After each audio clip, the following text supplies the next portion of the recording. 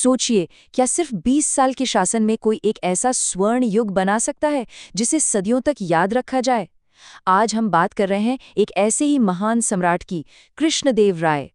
और देखिए, ये बात कोई मामूली इतिहासकार नहीं कह रहा, ये शब्द हैं खुद मुगल सम्राट बाबर के। जब बाबर जैसे महान विजेता ने उस दौर के शासकों को परखा, तो उनकी नज़र में सबसे शक्तिशाली कृष्णदेव राय ही थे। तो अंदाजा लगाया जा सकता है कि उनका दबदबा कैसा रहा होगा। तो आखिर ये कृष्णदेव राय थे कौन? चलिए थोड़ा इतिहास में चलते हैं। वो तुलु वंश के तीसरे शासक थे और उन्होंने विजयनगर साम्राज्य की कमान उस वक्त संभाली जब वो अपनी ताकत के शिखर पर था। मतलब दिल्ली सल्तनत के पतन के बाद भारत में सबसे बड़ा साम्राज्य उन्हीं का था। तो सवाल ये है कि कृष्णदेव राय इतने महान बने कैसे? उनकी महानता की कहानी ना 3 मजबूत पिलर्स पर खड़ी है। और पहला पिलर वो था उनकी मिलिट्री जीनियस का। एक ऐसा सेनापति जिसे हराना भाई लगभग नामुमकिन था। उनके सिंहासन पर बैठते ही जीत का एक ऐसा सिलसिला शुरू हुआ जो रुका ही नहीं। सोचिए, दक्कन के सुल्तान जो हर साल हमला करते थे, लूटपाट मचाते थे, उन्होंने उस सिलसिले को हमेशा के लिए खत्म कर दिया। फिर रायचूर द्वाब जैसा अहम इलाका अपने कब्जे में लिया, उड़ीसा के ताकतवर गजपति शासकों को भी झुकाया, और 1520 की रायचूर की लड़ाई, वो तो उनकी सैन्य कुशलता का सबसे बड़ा सबूत। तो फर्क क्या पड़ा उनके आने से? जरा देखिए, उनके आने से पहले का विजयनगर मतलब लगातार हमले, लूटपाट और अस्थिरता का माहौल। और उनके शासन के दौरान हमलों का खात्मा, शांति, सुरक्षा, उन्होंने पूरी तस्वीर ही बदल कर रख दी थी। अच्छा, जरा अंदाजा लगाइए, रायचूर की उस जबरदस्त लड़ाई में उनकी पैदल सेना कितनी बड़ी होगी? 7 लाख। जी हाँ, 7 लाख सैनिक। उस जमाने में ये नंबर सोचना भी मुश्किल था। इससे उनकी ताकत का पैमाना समझ आता है। तो वो किस तरह के जनरल थे? सिर्फ किले में बैठकर हुक्म देने वालों में से नहीं थे। वो तो बिल्कुल फ्रंट से लीड करते थे, अपने सैनिकों के साथ कंधे से कंधा मिलाकर, यहाँ तक कि घायलों की देखभाल भी करते थे। और उनका दिमाग, अरे हारी हुई बाजी को जीत में बदलना तो जैसे उनके लिए खेल था। अपनी सेना को तुर्की तीरंदाजों और पुर्तगालियों से मिली मॉडर्न बंदूकों से लैस करके उन्होंने एक अजेय फौज बना दी। पर क्या सिर्फ जंग के मैदान में जीतना ही काफी है एक महान साम्राज्य बनाने के लिए? बिल्कुल भी नहीं। चलिए अब उनकी विरासत के दूसरे पिलर की तरफ चलते हैं, एक कुशल राजनेता के तौर पर उनकी काबिलियत। कहते ना, हर कामयाब इंसान के पीछे किसी का हाथ होता है।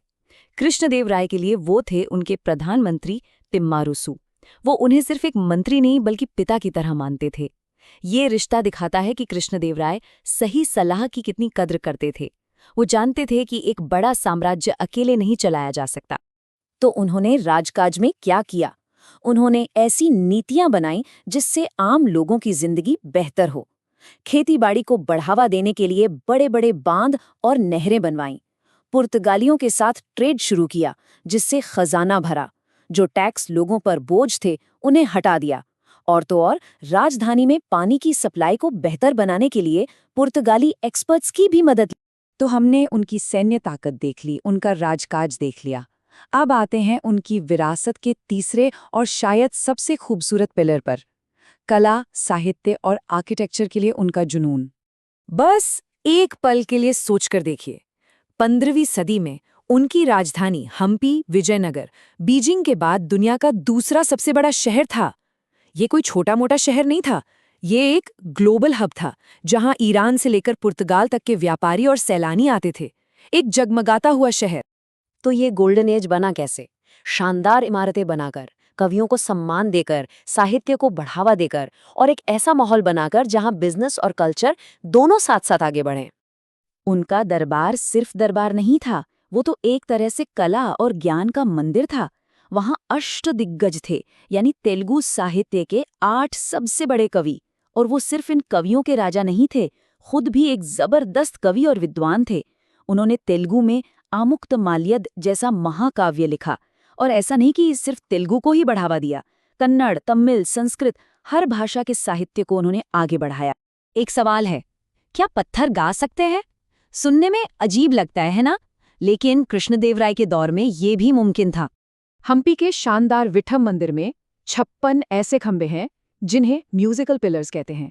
और कमाल की बात यह है कि जब इन पत्थरों को हल्के से थपथपाया जाता है तो हर खंबे से संगीत का एक अलग सुर निकलता है। ये आर्किटेक्चर और साउंड इंजीनियरिंग का एक ऐसा अजूबा है जो आज भी लोगों को हैरान कर देता है।